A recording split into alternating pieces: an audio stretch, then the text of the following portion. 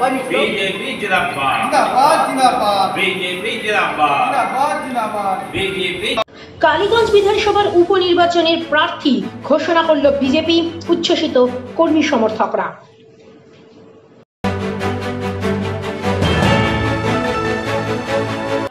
Our channel content only for education and information purpose. We do not promote any violence, criminal activity, crime against women, or self-injuries and communal disharmony.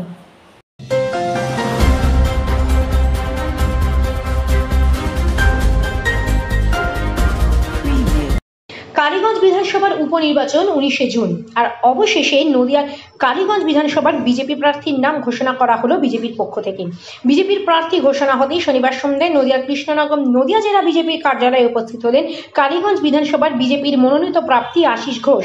তিনি আজ জেলা বিজেপির কার্যালয়ে কালীগঞ্জ বিধানসভার বিজেপির প্রার্থী আশিস ঘোষ উপস্থিত হতেই তার গলায় মালা এবং উত্তরীয় দিয়ে তাকে লাড্ডু খাইয়ে মিষ্টি মুখ করিয়ে সংবর্ধনা দিলেন বিজেপি কর্মী সমর্থকরা। এবং কালীগঞ্জ বিধানসভায় জেতার বিষয়ে তিনি সাংবাদিকদের মুখোমুখি হয়ে জানান, আমরা লড়াই দিয়ে এই বিধানসভা কেন্দ্রটি জিতব।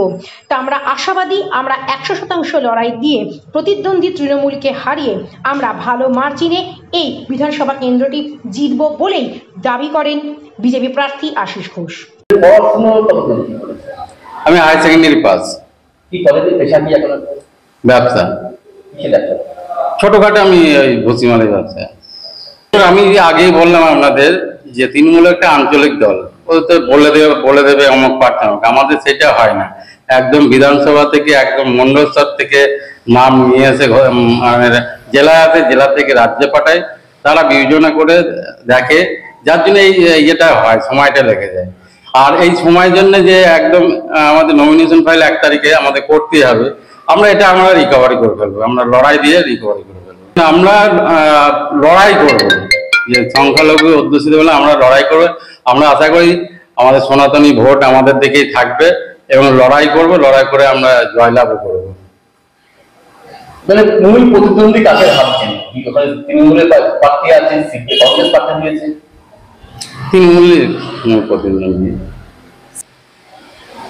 দেখুন, তৃণমূল যে একটা মানে এত দুর্নীতি, এরপরে যদি তৃণমূলকে ভোট দেয়, মানুষ ভোট দেবে না। আশা করি তৃণমূলকে এত দুর্নীতি পরে ভোট দেবে না এবং ভোটটা একটা ডিভাইডেশন হবে, সেখান থেকে আমি জয় আশা করছি এবং জয় পাবো।